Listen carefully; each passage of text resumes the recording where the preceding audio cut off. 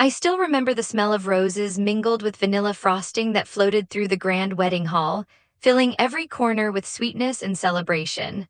The crystal chandeliers reflected tiny rainbows across polished marble floors. Guests laughed, glasses clinked, and the music swelled. Everything seemed perfect, almost unreal. Yet in that moment of perfection, something small and seemingly innocent would change everything. My mother's hands trembled slightly as she extended a small, velvet-covered box toward me. Her smile, carefully poised for the cameras, didn't reach her eyes. My father's expression was distant, proud, yet cold, the kind of pride that feels more like measurement than love. "Open it, sweetheart," he said. His voice was soft, warm in tone, but layered with that subtle rigidity I had learned to recognize over the years. I took the box, feeling its weight, the soft velvet brushing against my fingers. When I lifted the lid, a delicate gold bracelet rested inside, catching the light in brilliant gleams. The crowd cooed and clapped, praising the beauty of the gift. I smiled, sliding it onto my wrist, letting the warm metal settle against my skin. But then my eyes caught the engraving on the inside, tiny letters, precise, deliberate, for the one who finally made it. The laughter from the crowd was bright, oblivious, almost musical, yet inside my chest tightened. That inscription was not a joke, it was a reminder, sharp and deliberate. A reminder of the years I had spent under their judgment, their mockery, their constant disappointment. My choices had always been scrutinized, my dreams ridiculed, my fiancé Daniel criticized. To them I had never been enough, never successful, never worthy. And here it was, a small, seemingly beautiful bracelet, quietly screaming the truth they had never dared to say aloud. I smiled, of course. I had learned to smile through the cracks, to mask the hurt, to present a calm exterior to a family that thrived on appearances. But inside, something shifted, something cracked. A seed of resolve, of quiet rebellion was planted. Little did I know that this small, gold bracelet, gleaming innocently under the chandelier lights, would be the key to revealing the true nature of the people I called family. It would unearth lies, expose betrayal, and shatter the illusion of the perfect household they had worked so meticulously to maintain. The day of my wedding, a day meant for love and unity, had quietly become the first chapter of a story I never expected, a story of deception, control, and eventually revenge. That bracelet was more than gold. It was a mirror, a reminder of the fragility of trust and the weight of hidden truths. And in that moment, I realized the world I thought I knew, my family, my life, my sense of safety, was about to change forever. Growing up, my family always looked flawless from the outside. My father carried himself like a man who had mastered the world, respected in business circles and admired for his calculated brilliance. My mother hosted charity galas, always impeccably dressed, always smiling at the right moment. My siblings seemed golden, the kind of people everyone expected to succeed effortlessly. And then there was me, quiet, observant, the dreamer in the corner who never quite fit their carefully curated image. I wanted a small design studio, a creative space to bring my ideas to life. My father's words haunted me constantly. "You can't make money with feelings, Claire." Every choice I made was met with skepticism, every ambition dismissed. My sister Lydia's favorite insult was calling my ideas childish fantasies. And when I met Daniel, my world shifted. He wasn't wealthy, he wasn't polished. He didn't wear expensive suits or drive fancy cars. He was kind, hardworking, and believed in me in ways my family never had. When I introduced Daniel to them, their disapproval was immediate. My parents saw him as a threat to the family's prestige. My sister mocked him openly, calling him charity work in a suit. But Daniel and I didn't let that stop us. Together, we built our lives from the ground up. Our studios thrived. Daniel's tech company began attracting investors. We celebrated small victories in quiet moments, away from prying eyes and judgmental smiles. We finally felt capable and independent. Everything seemed like it was falling into place until a week after the wedding. I received a letter from the bank addressed to me. It said my company loan had been paid off in full, credited by an anonymous family associate. My first thought was that Daniel had quietly taken care of it, but when I asked him, his expression was confusion and shock. Then my phone buzzed, a message from Lydia. "You're welcome. You couldn't have done it without us anyway." That bracelet on my wrist suddenly felt heavier. Its delicate weight became a symbol of the invisible chains my family had quietly wrapped around me. The gift was not generosity, it was control. It was a subtle reminder that even in success, they would always claim a piece of my triumphs. The perfect family facade, polished and admired by everyone else, masked a network of manipulation, jealousy, and deceit. I began to see everything differently. Every dinner, every toast, every congratulatory smile, all carefully choreographed performances. The house that had felt like home became a stage of hidden motives. The people I thought I loved the most had already started plotting behind the curtain, their kindness always carrying a shadow. That week, I realized that appearances could be deceiving and that the most dangerous betrayals often come wrapped in smiles and gold. From that moment, I decided I would not be a pawn in their games. I would play my own quietly, strategically, and with patience. Their control was not absolute. Their manipulation, no matter how subtle, would meet consequences. And I would make sure that the person who finally made it, according to their bracelet's cruel message, would define her success on her own terms. Days turned into weeks, and the cracks in the gift my family had given me began to widen. That gold bracelet, once delicate and beautiful, now felt like a chain, tethering me to their control. I couldn't ignore it any longer. I had to confront the reality that their kindness had been a facade hiding manipulation. The bank gift wasn't generosity, it was a trap. When I dug deeper, I discovered the truth. My parents had secretly transferred ownership of my company into a trust under their name. Legally, they owned every asset I had built. My achievements, my hours of hard work, my sleepless nights, all theirs. They called it protection, claiming they were safeguarding me from mistakes. But protection disguised as theft didn't feel like care, it felt like a betrayal. When I confronted my father, his eyes were unreadable and his voice calm but cold. "Claire, you don't understand business. We just made sure you didn't ruin yourself or our name." My mother didn't intervene. Lydia, of course, found amusement in the situation. She laughed over the phone. "Don't take it personally, you should be thanking us." The betrayal was suffocating. I sat alone that night, the bracelet on my wrist catching the moonlight through the window. The engraving glimmered mockingly, "For the one who finally made it." I whispered to myself, "I made it, yes, and one day you'll regret taking it away." I didn't know how yet, but the resolve was firm. My family had underestimated me, and that would be their undoing. I began examining every document, every contract, every loophole. I realized that knowledge, patience, and meticulous planning were my tools, far stronger than the inherited wealth they wielded to control me. I refused to let them define my success. The betrayal wasn't just financial, it was emotional, a reminder that trust could be twisted into a weapon. And yet that pain became fuel. I started envisioning a plan, not a reckless confrontation, but a quiet, calculated reclaiming of my life and company. The same people who had mocked me, underestimated me, and stolen my work would soon see the strength they never expected. The seed of revenge was planted, nurtured by betrayal and sleepless nights filled with plotting.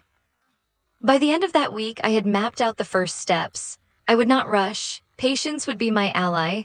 I would reclaim what was mine without anger clouding my actions, without leaving traces of desperation. Every interaction with them would continue to appear obedient, defeated, smiling through the mask of compliance. Inside, I was preparing for the moment when I would turn the tables.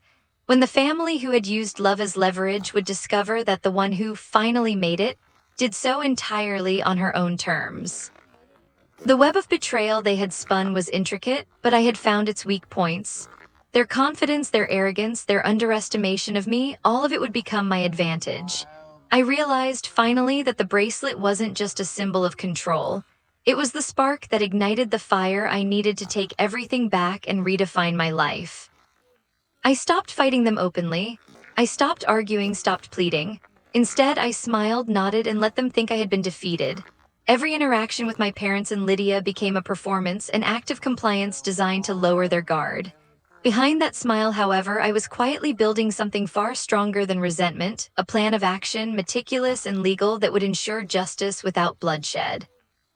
I began reaching out to Daniel's investors, sharing every detail of the betrayal. The way my parents had covertly taken ownership, manipulated contracts, and claimed my achievements as their own. Their faces had grown pale with shock and anger when they realized the full extent of the deception. Every deal I had ever dreamed of now had allies who understood the truth, who were ready to help me reclaim what had been stolen. Over the following months, Daniel and I worked in secret. We established a new company, clean, separate, and untraceable.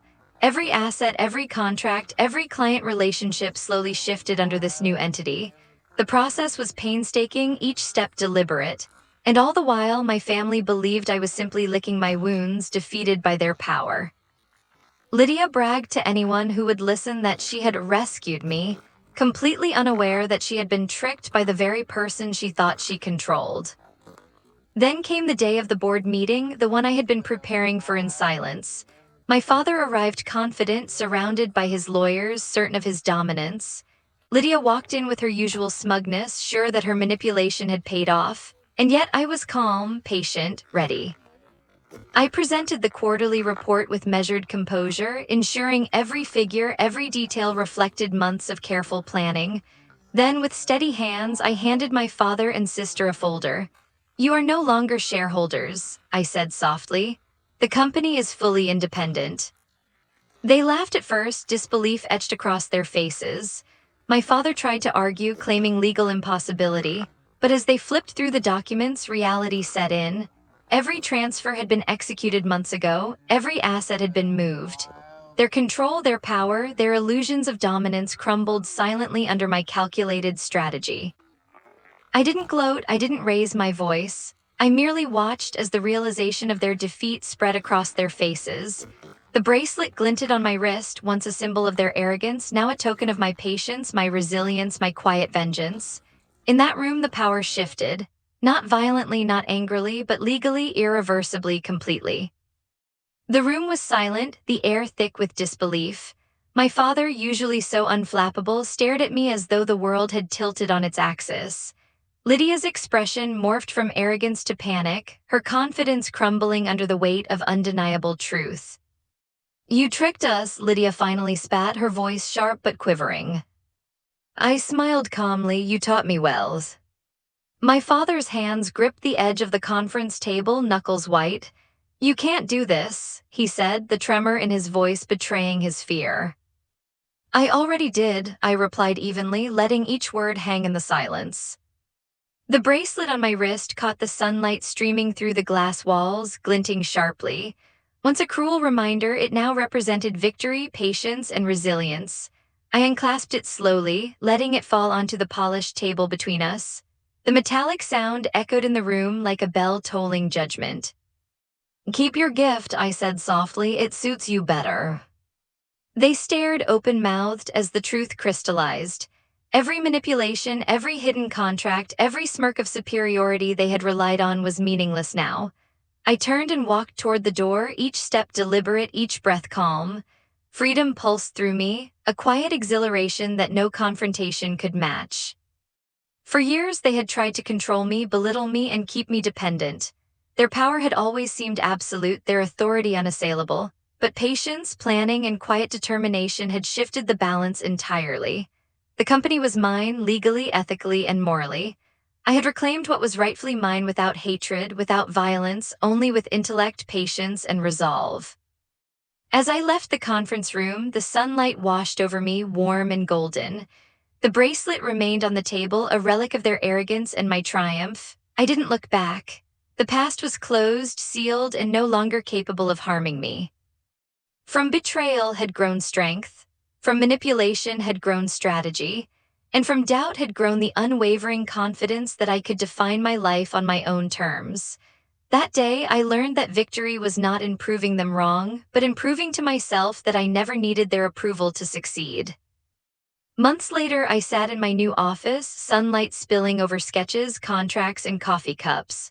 The space was warm, quiet, and filled with a sense of achievement that was entirely mine. The company thrived, Daniel and I celebrated every milestone, and the life we had dreamed of was finally tangible, authentic, and free from interference. I never spoke to Lydia again. My father tried to reach out once, a tentative email that asked for reconciliation. I couldn't. Some wounds aren't meant to be reopened, and some betrayals are better left in the past. Closure, I realized, doesn't come from confrontation or retaliation. It comes from reclaiming your life, your dignity, and your peace.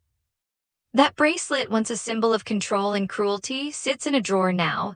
I sometimes glance at it, feeling the weight of what it represents. It reminds me not of pain, but of survival, resilience, and the lessons learned from betrayal. It is a marker of strength, a testament to enduring manipulation and emerging stronger on the other side. Life will always include people who try to control, belittle, or deceive. Some gifts, wrapped in gold or kindness, may hide poison inside. The lesson is not to fear them, but to see clearly, act wisely, and hold on to the knowledge that your worth is never determined by others' approval.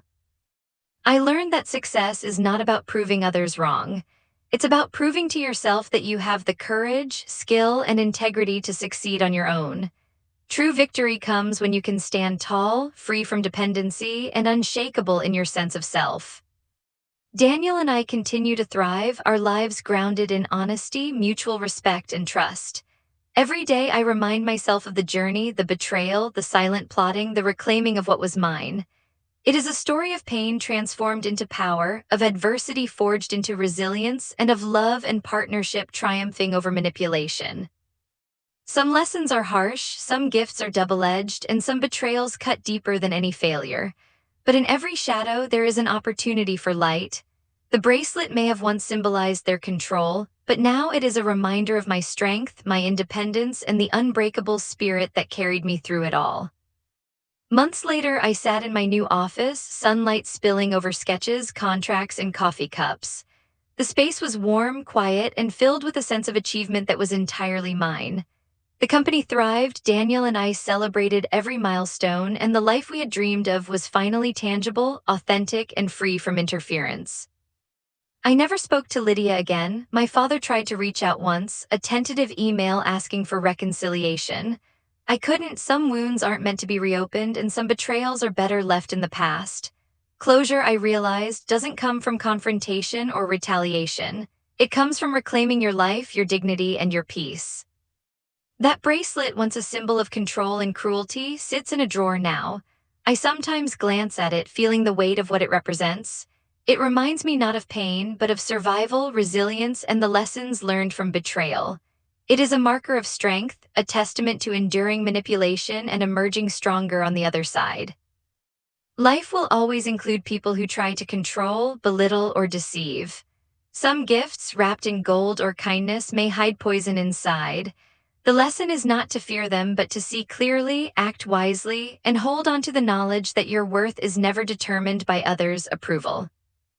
I learned that success is not about proving others wrong. It's about proving to yourself that you have the courage, skill, and integrity to succeed on your own. True victory comes when you can stand tall, free from dependency, and unshakable in your sense of self. Daniel and I continue to thrive, our lives grounded in honesty, mutual respect, and trust. Every day I remind myself of the journey, the betrayal, the silent plotting, the reclaiming of what was mine. It is a story of pain transformed into power, of adversity forged into resilience, and of love and partnership triumphing over manipulation.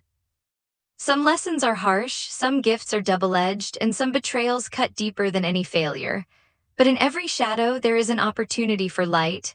The bracelet may have once symbolized their control, but now it is a reminder of my strength, my independence, and the unbreakable spirit that carried me through it all.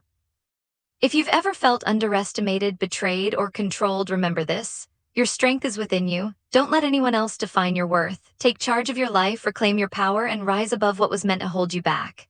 If my story inspired you, subscribe to the channel for more real-life tales of resilience, betrayal, and triumph, and share this video with someone who needs to hear it. Your journey, your victory starts today.